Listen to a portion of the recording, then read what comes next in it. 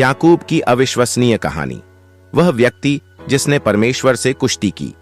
परिचय।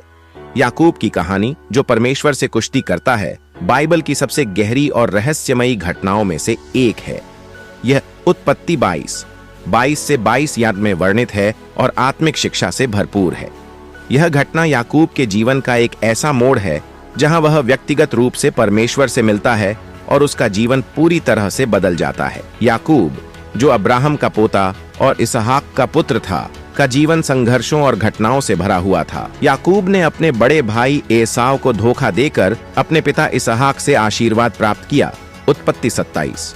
इस कारण एसाव ने याकूब को मारने की कसम खाई और याकूब को अपने चाचा लाबान के पास भागना पड़ा। लाबान के यहाँ याकूब ने 20 साल बिताए। इस दौरान उसने राचेल और लिया से विवाह किया, संपत्ति अर्जित की, लेकिन अनेक कठिनाइयों का सामना भी किया। परमेश्वर ने याकूब को कनान लौटने का आदेश दिया, लेकिन उसे एसाव का सामना करने से डर था। यह डर उसे रात में परमेश्वर के साथ कुश्ती तक ले गया।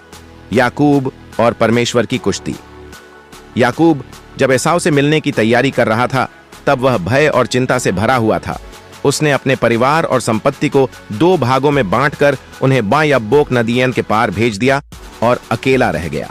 रात के समय अचानक एक व्यक्ति प्रकट हुआ और याकूब के साथ पूरी रात कुश्ती करता रहा। बाइबल बताती है कि यह व्यक्ति कोई साधारण याकूब की कमजोरी।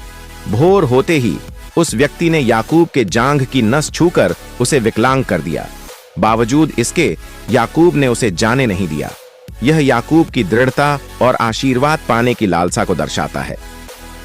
याकूब ने उत्तर दिया, जिससे उसने अपनी पहचान एक छल करने वाले, याकूब का अर्थ है एड़ी पकड़ने वाला या धोखेबाज, के रूप में स्वीकार की। परमेश्वर ने कहा, अब तेरा नाम याकूब नहीं बल्कि इज़राइल होगा, क्योंकि तूने परमेश्वर और मनुष्यों के साथ संघर्ष किया और विजय प्राप्त की। इज़राइल का अर्थ है जो परमेश्वर से संघर्ष करता है या परमेश्वर विजयी होता है। याकूब ने उस व्यक्ति से आशीर्वाद मांगा और परमेश्वर ने उसे आशीर्वाद दिया। यह आशीर्वाद याकूब के जीवन का आत्मिक परिवर्तन था। अब याकूब छल पर नहीं बल्कि परमेश्वर की सामर्थ्य पर निर्भर था।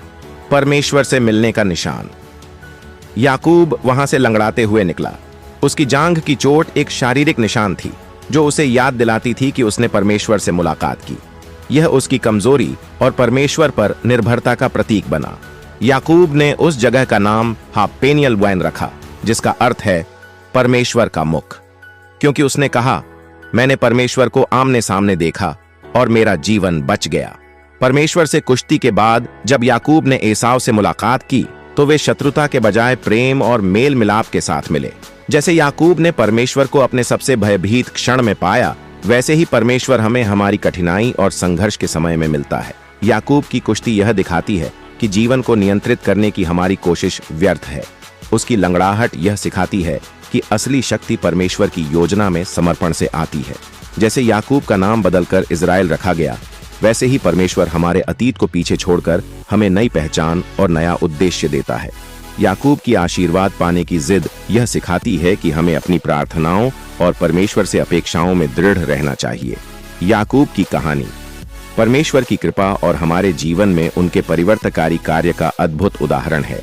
याकूब ने परमेश्वर से संघर्ष किया और वह केवल बदला ही नहीं बल्कि उसके जीवन का उद्देश्य भी बदल गया। क्या आपने कभी ऐसा क्षण अनुभव किया है जब आपने अपनी समस्याओं और संघर्षों में परमेश्वर को पाया हो? याद रखें, हर संघर्ष एक अवसर है जहां परमेश्वर आपको नया नाम, नई पहचान और नई आशा दे सकता है।